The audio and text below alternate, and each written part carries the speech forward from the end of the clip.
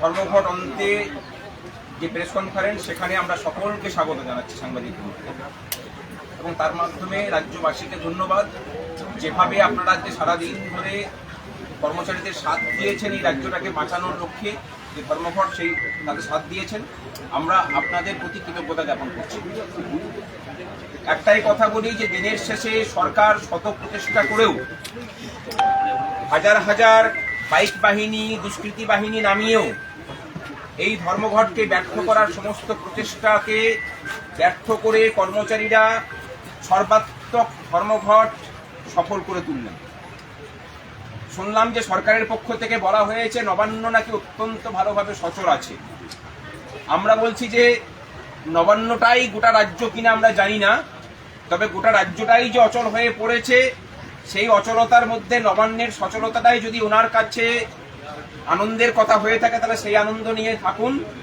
আমরা বরং রাজ্যবাসীর কাছে এই বার্তাটুকু দিলাম যে কলকাতা হাইকোর্ট সহ সমস্ত কোর্ট, সমস্ত অফিস, সমস্ত মানে শিক্ষা প্রতিষ্ঠান, ইউনিভার্সিটি, সরকারি অফিস সব আজকে অচল হয়ে গেছে। কলকাতা সহ জেলা শহরের রাস্তাগুলো আজকে অনেকটাই ফাঁকা ছিল। মানুষও বুঝিয়ে দিয়েছেন যে এই যে ধর্মঘট রাজ্যটাকে বাঁচানোর উদ্দেশ্যে কর্মচারীরা ডেকেছেন, তাতে তাদের পূর্ণ সমর্থন আছে। এই শক্তিকেই, এই সাহসকেই পাথেয় করে আমাদের আগামী দিনের লড়াই আরো বেশি শক্তিশালী হবে, সেই কথা রাজ্যের মানুষকেও আমরা জানাচ্ছি।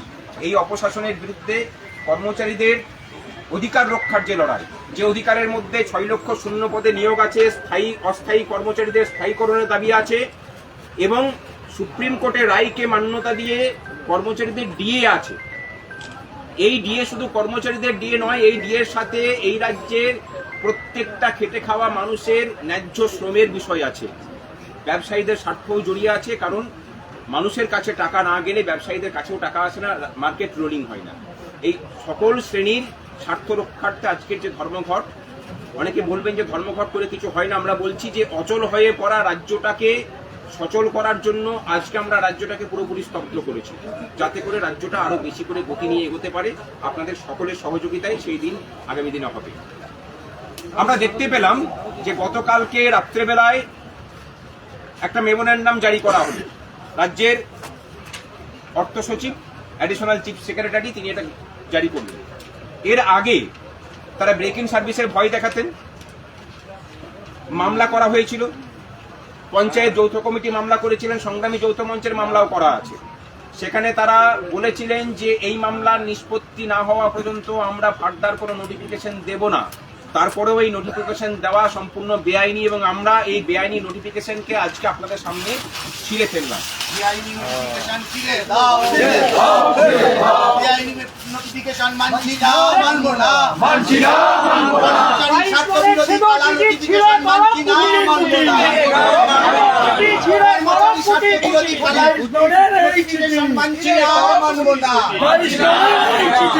এবং এই বেআইনি নোটিশকে হাতিয়ার করে যদি যেসব সরকারি অফিসাররা আজকের ধর্মঘটীদের শোকজ করার চিন্তা ভাবনা করছেন, আমরা বলছি যে সুপ্রিম কোর্টের রায়কে ইমপ্লিমেন্ট করা এবং না করার লড়াই এটা। অর্থাৎ আপনারা সুপ্রিম কোর্টের রায়ের বিরুদ্ধাচারণ করবেন, সেক্ষেত্রে আপনাদেরকেও প্রয়োজন হলে ওই যে কন্টেম্প্ট মামলা আছে সেখানেও আপনার প্রয়োজন পড়লে পার্টি করতে বাধ্য হবে। সুতরাং এটা মাথায় রেখে দেবেন, এটা কোনো হুমকি দিচ্ছি না, এটাকে যেভাবে নেওয়ার আপনারা নেবেন। আজকে সারা রাজ্য জুড়ে ধর্মঘটীদের উপরে আক্রমণ হয়েছে বিভিন্ন জায়গাতে। আজকে কান্দিতে আমাদের 12 জন সহকর্মীকে এখনো পর্যন্ত থানায় অ্যারেস্ট করে রাখা হয়েছে। যে অনুপ্রাণিত পুলিশ কর্মীরা এই কাজটা করেছেন, আমরা তাদেরকে তো সময় হলে দেখবই, কিন্তু যারা কাজটা করেছেন তাদেরকে ছাড়ানোর কাজটা আগে আমরা করি, তারপরে বাকি কাজটা হবে। খাদ্য ভবনে আজকে সকালবেলায় আমাদের সহকর্মী মহুয়া পাল লাহাকে হাত ধরে টেনে নিয়ে গিয়ে রথিন ঘোষ খাদ্যমন্ত্রী, তার ঘনিষ্ঠ বৃত্তে থাকা একজন সুবীর ঘোষ তার নাম, আমরা খবর নিয়ে জেনেছি যে তিনি অবৈধভাবে সেকশন অফিসার হয়েছেন। ক্ষমতার অপব্যবহার করে তিনি ওই মহুয়া পাল লাহাকে টেনে নিয়ে যাচ্ছিলেন ফাঁকা জায়গার দিকে। যখন প্রতিহত করার চেষ্টা করে আমাদের রবিদা, তখন তাকে তলপেটে লাথি মারা হয়, তার গোপনাঙ্গে আঘাত করা হয়। আমরা এর বিরুদ্ধেও আইনি পদক্ষেপ নিতে চলেছি এবং রাজ্য জুড়ে যেখানে যেখানে এই ধরনের ঘটনা ঘটেছে তার প্রত্যেকটা জায়গায় এফআইআর হবে। পুলিশ কর্মীদের বলবো যে এই লড়াইয়ে আপনারা বলে থাকেন যে আমরা সাথে আছি, আপনাদের সাথে থাকার নজির দেওয়ার সময় এবার। আমরা ধন্যবাদ জানাচ্ছি ধর্মঘটি সমস্ত কর্মচারীদের এবং যারা ধর্মঘট করতে পারলেন না, নিজের বিবেকের বন্ধক রাখা বিবেককে এখনো পর্যন্ত ছাড়িয়ে আনতে পারলেন না, মেরুদণ্ডটাকে সোজা রাখতে পারলেন না, ভবিষ্যতে তারা এই লড়াইয়ের শরিক হবেন এই আশাও ব্যক্ত করছি। আমি বিশ্বজিৎ দাকে বলতে বলবো, দেবাশিস দাও আছেন বলবেন। নমস্কার।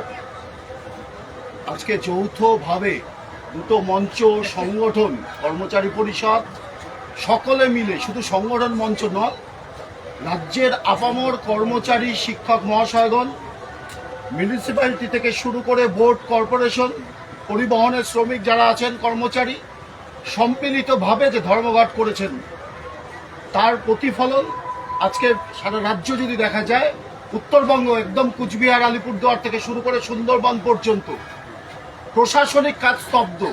আজকে হাইকোর্টে যদি যান দেখবেন মনে হবে যেন রবিবার হাইকোর্ট। কোনো ধরনের মানুষজনও উপস্থিত হননি। তারা যেভাবে সহযোগিতা করেছেন, ফলে আমরা বলতে চাই এই স্বতঃস্ফূর্ত ধর্মঘট, এবং শুধু স্বতঃস্ফূর্তই নয়, প্রতিরোধের ধর্মঘট। বিভিন্ন জায়গায় আক্রমণের চেষ্টা হয়েছে, বললেন খাদ্য ভবনে, তার আগে সকালবেলা খাদ্য ভবনে র্যাপিড ফোর্স নামানো হয়েছিল।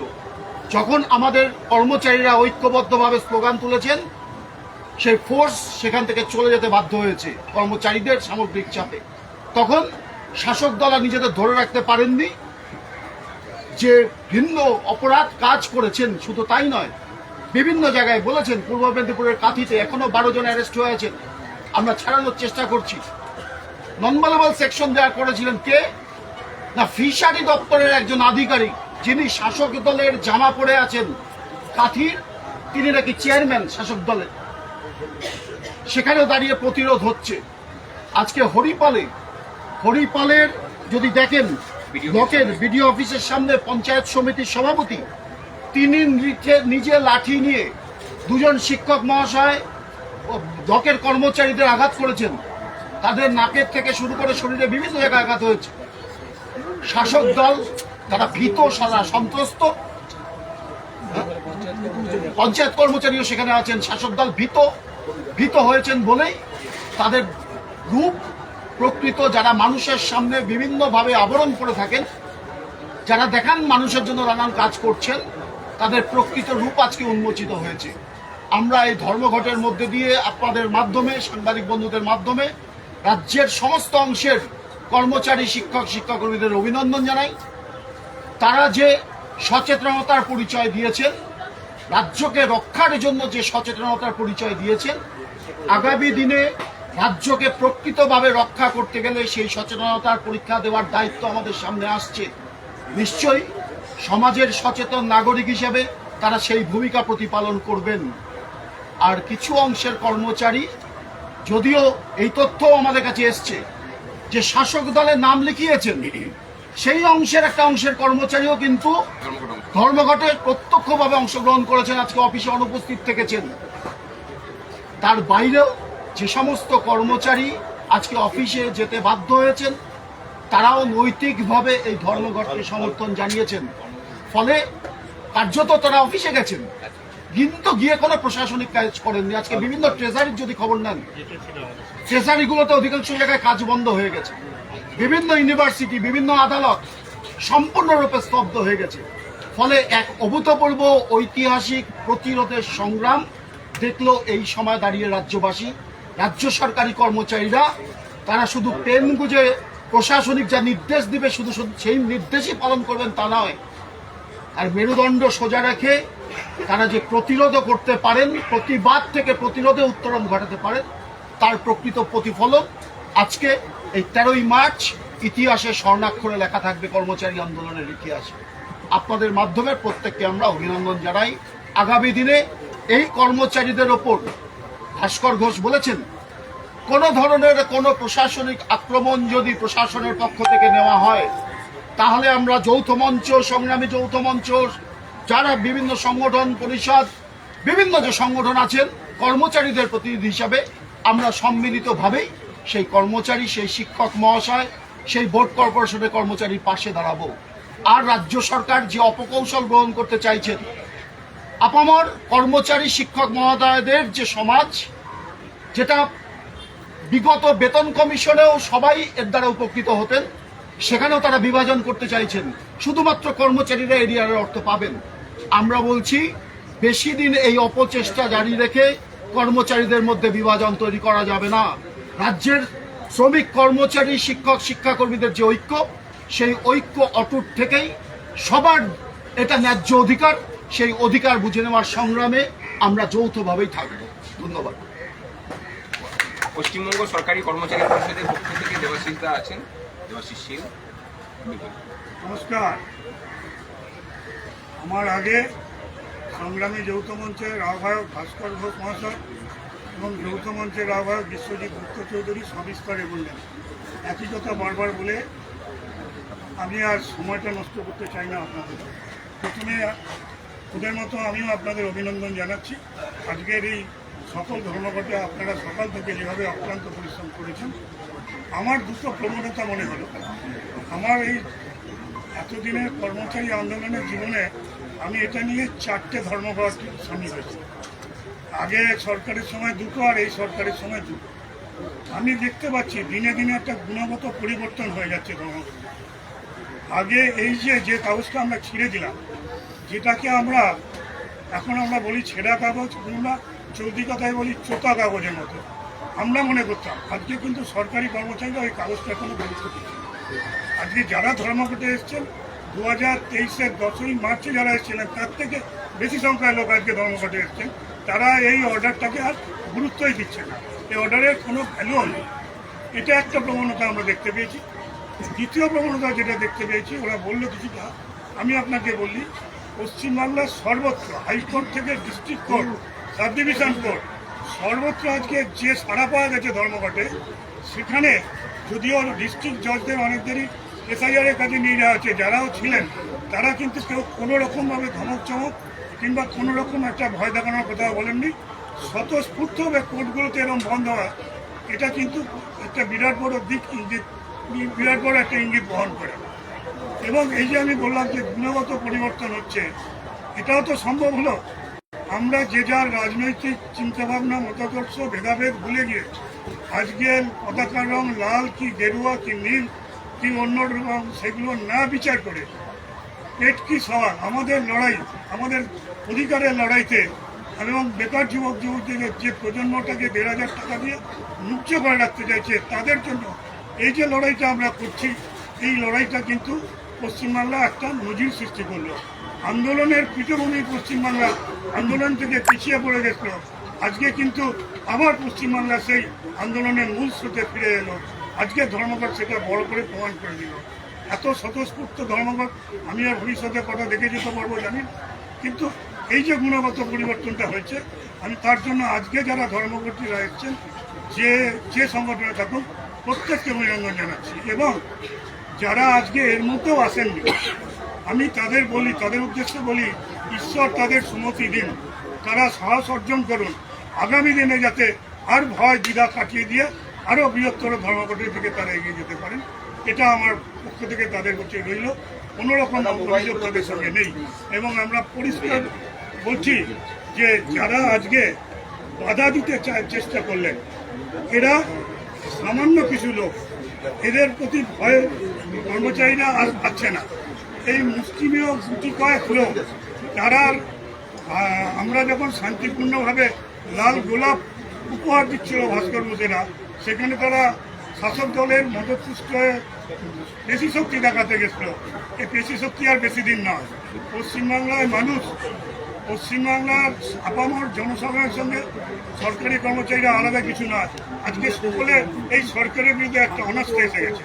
কেবল আর একটা কথা বলেই বলবো যে যখন দিল্লিতে রাজীব গান্ধী সরকার ছিলেন, তখন আমি কিন্তু রাজনীতির কথা বলতে আসি না, তখন শেষের দিকে যখন তৃতীয় বেতন কমিশন দেওয়ার বিভিন্ন দাবি দেওয়াগুলো উনি মেনে নিচ্ছিলেন, তখন একটা কথাই বলেছিলেন, এ তো জানে বলা সরকার, जो देगा ले लेंगे लेकिन हमारा मांग रहेंगे।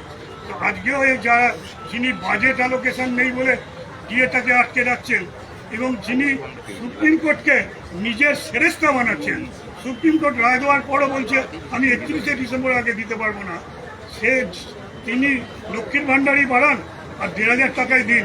এ জানে বলি সরকার, কর্মচারী আর এদের ভয় পায় না, আগামী দিনে কর্মচারীরা শেষ কথা বলবে এই কথা বলে। এবং মডিফিকেশন প্রেয়ার, এই মডিফিকেশন প্রেয়ারও ডিসমিস হবে। অন্ধ্রপ্রদেশে সরকার আছে, সরকার যায়, একদল ক্ষমতা আছে আরেক দল ক্ষমতা পরবর্তীকালে আছে, মুখ্যমন্ত্রী একজনের পরে অন্য দলের হয়, ওটা আমাদের কাছে বিচার্য বিষয় না। আমরা দেখবো যারা সর্বোচ্চ, আমরা মুখ্য সচিব, অর্থ সচিব, অন্ধ্রপ্রদেশে মুখ্য সচিবকে জেলে যেতে হচ্ছে। এখনো বলছি সময় আছে, সুপ্রিম কোর্টের রায় মেনে নিন, নাহলে আপনার জেল যাত্রা আমরা নিশ্চিন্ত করে দেবো বন্যা। এই কথা বলে আমাদের কর্মচারী পক্ষের আইনজীবী বিক্রম ব্যানার্জি তিনি উপস্থিত আছেন, তিনি 2-4 কথা বলবেন। যে আপনাদের সারাদিনের অনেক পরিশ্রম গেছে এবং আপনারা সারাদিনই যারা মিডিয়া পার্সন রয়েছেন বা যারা ধর্মঘটে অংশগ্রহণ করেছেন এবং মাঝে সারা রাজ্যে আমরা এটা শুনেছি যে প্রচুর মানুষ আক্রান্ত হয়েছে।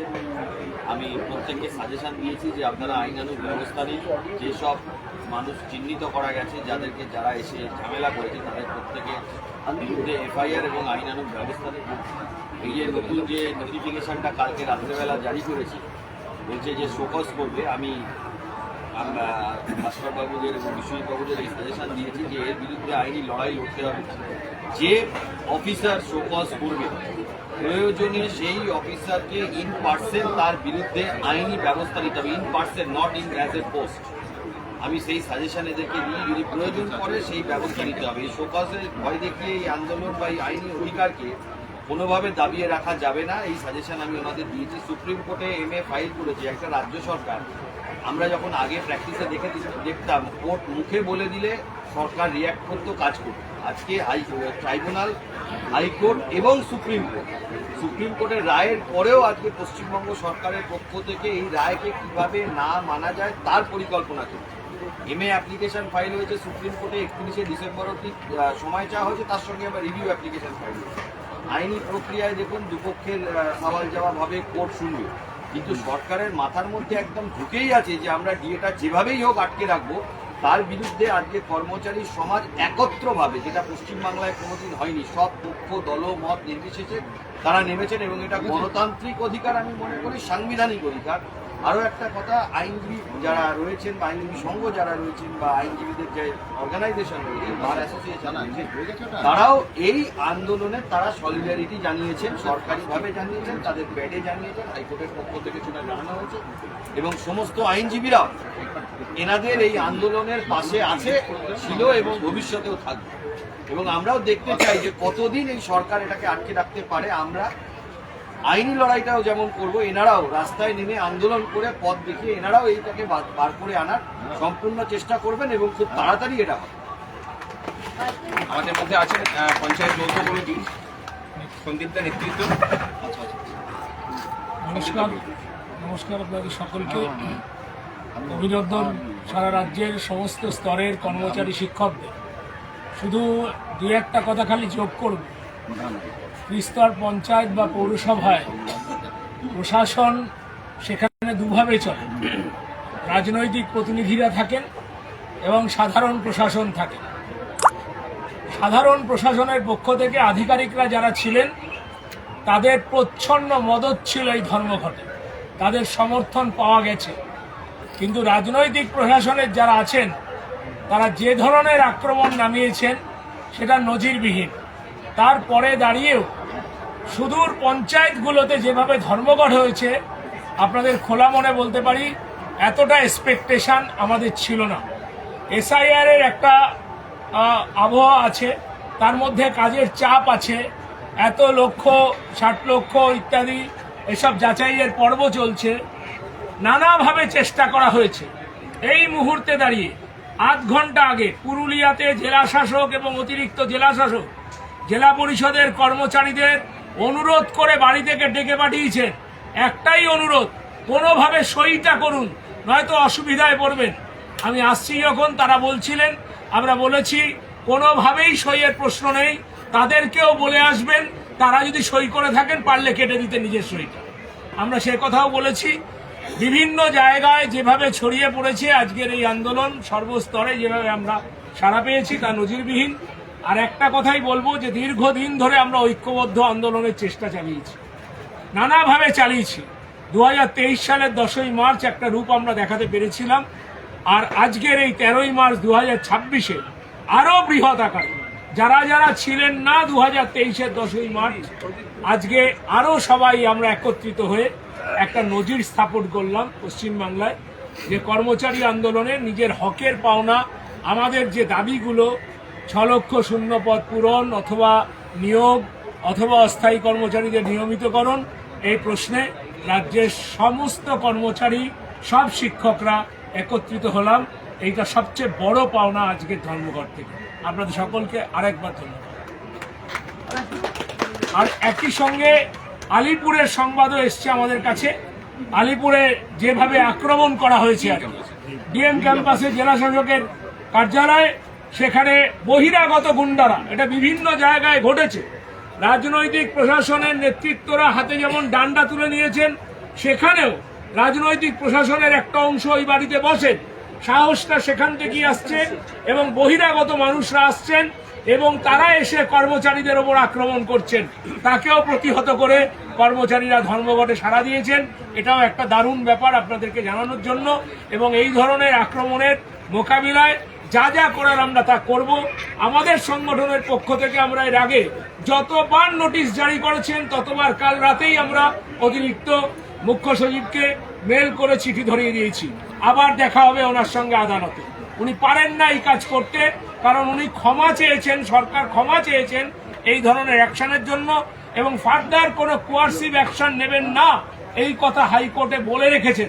তারপরে দাঁড়িয়েও এই অর্ডার বার করছেন, তাই আমরা নোটিশ কালকে ধরিয়েছি। আবার আমরা মামলার পথে হাঁটব। ধন্যবাদ।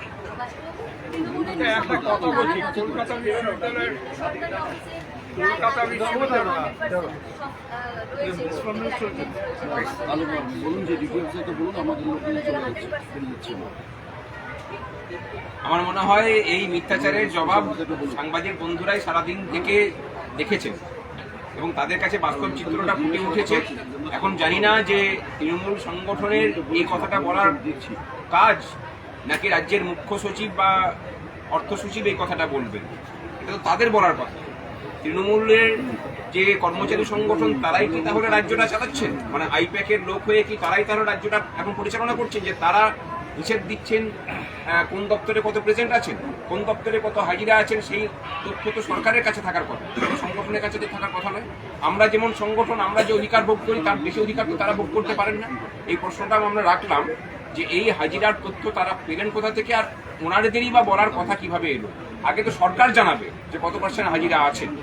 একটা কথা বলে রাখি, যে যেভাবে ওনারা বলেন যে সরকারি ডিপার্টমেন্টের যা কর্মী সংখ্যা তার থেকে বেশি হচ্ছে ওনাদের মানে সদস্য সংখ্যা, এই গল্পটাও ঠিক সেই রকম আষাঢ়ে গল্প বলে যে কথাটা আছে এটা হচ্ছে তাই। ভাস্করদা, আপনারা যখন আজকে খাদ্য ভবনে যখন আপনারা মিছিল করছিলেন, রবি পাল বলে যাকে মারধর করা হয়েছে বলে অভিযোগ, তৃণমূলের ডেপুটেশনে তারা বলছেন যে তারা মারধর তারা করেনি, মিথ্যে অভিযোগ। এবং দ্বিতীয়ত আপনারা প্রত্যেকেই বহিরাগত খাদ্য ভবনে আপনারা সেখানে ঝামেলা পাঠাচ্ছেন। ধর্মঘটের দিন আবার বহিরাগত কি কর্মচারী? খাদ্য ভবনের কর্মচারী তো তার মধ্যে ছিলেন। রবি পাল কি বহিরাগত নাকি? তাই যারা বলছেন যে প্রতাপ নায়ক এই কথাগুলো বলছেন ওখানে এসে মানে বসে থাকেন, তিনি কোন ভিতরের মানুষ? ওখানকার কোন ওখানকার কর্মচারী তিনি? তাহলে তিনি ওখানে কিভাবে ঢোকার অধিকার পেলেন? তার যদি ঢোকার অধিকার থাকে সমস্ত কর্মচারীরই ওখানে ঢোকার অধিকার আছে, এটুকু বলে রাখলাম। আর তার ফুটেজ আমাদের কাছে আছে, যারা করেছেন তার ছবি আমাদের কাছে আছে। শুধু রবি পালকে মারেননি, মহুয়া পাল লাহা নামক একজনকে হাত ধরে তিনি টানাটানি করেছেন, তার শ্লীলতাহানি করেছেন। মামলাটা সেটা নিয়েও হবে। উপস্থিতি নিয়ে আমরা দপ্তরে দপ্তরে ছবি দিয়ে দিতে পারবো, কোনো অসুবিধা নেই। সরকার বলুন আর দল বলুক, যাই বলুক, আমি যে অফিসে চাকরি করি আপনাদের জানিয়ে দিচ্ছি, অ্যাটেন্ডেন্স ফাইনালি যা দাঁড়িয়েছে 37 জনের মধ্যে 32 অ্যাবসেন্ট। এটা হচ্ছে সাধারণত ওই ইদানিং আমাদের ধর্মঘটগুলোতে দিনে 3 বার নেওয়া হয় অ্যাটেন্ডেন্স।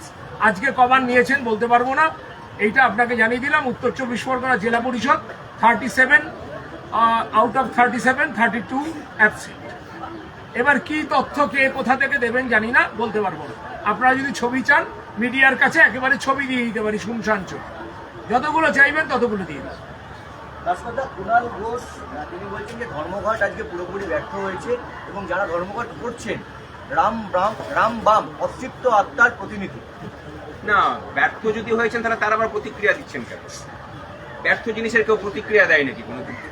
অর্থাৎ কুণাল ঘোষ প্রতিক্রিয়া দিয়ে বুঝিয়ে দিলেন যে ধর্মঘটটা পুরোপুরি সফল আর সরকার ব্যর্থ হয়েছে। আর এই যে অতিরিক্ত আত্মা বলে যে কথাটা, সেটা তো কুণাল ঘোষের থাকার কথা।